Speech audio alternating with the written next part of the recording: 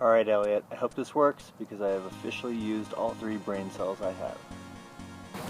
Hey, if you're watching this, it's because you read Sockeye magazine.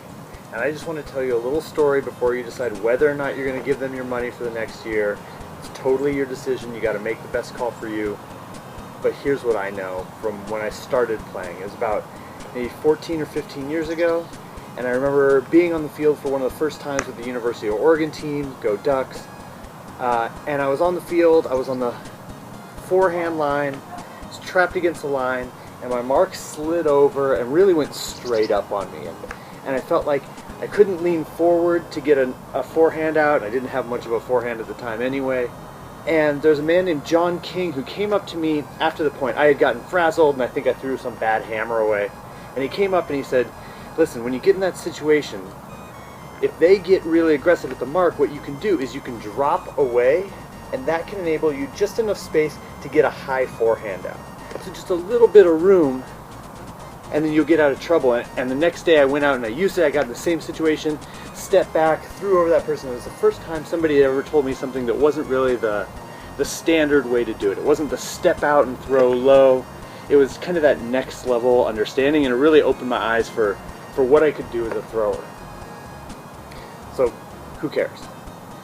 Well, after that, Josh Greeno and I decided that we were going to ransom pets to raise enough money to get maybe $200 or $300 together to see if we could fly one of us to the nearest club team and take video of them practicing, because this one tidbit was so vital to us that we would do anything for 2 minutes of video. Anything. And if you're playing Ultimate now, you know that's not the case. You know you can watch videos, you can watch highlight films, you can watch how teams practice. There's people like Mike Lawler, there's people like Ultimate Rob, there's people like Mario and everybody at Rise Up that are doing great things with how to play the game, not just at the beginner level, but at the next level, and it's out there for you.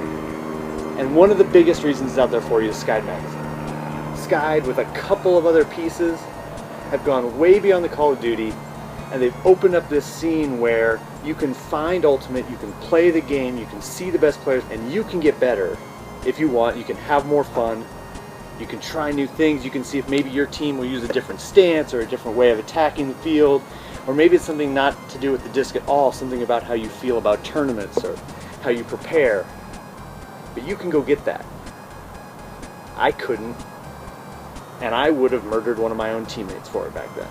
So when they come asking for $10, you gotta wonder, what's that worth to you? Is the game of Ultimate better with Sockeye magazine or without? I think that's worth $10. I think that's worth $20. I've been working for them for free whenever I could because I think it's a good thing to follow, and I think you should do the same thing. I'll keep trying to put my hours into it when I can. If that's helpful for you, that's awesome. But Sockeye needs your support. And if you're one of those people like me that wants to know that next thing, or wants to find out how somebody else is doing it, this is a good time. For less money than it would take to repair your cleats, you can help make sure that that great window into what the whole world of Ultimate is doing is open for you. That's plenty of me talking. I kind of tend to do that.